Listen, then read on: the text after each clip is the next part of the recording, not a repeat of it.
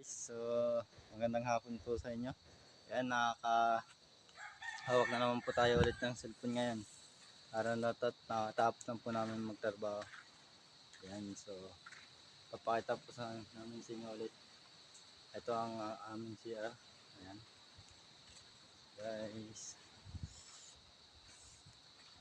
Ayan, so, papakita ko po sa inyo yung CR namin dito.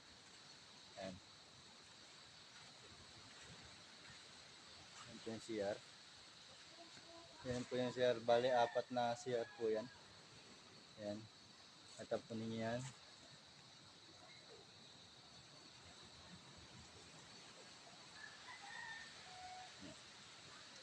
Yan guys.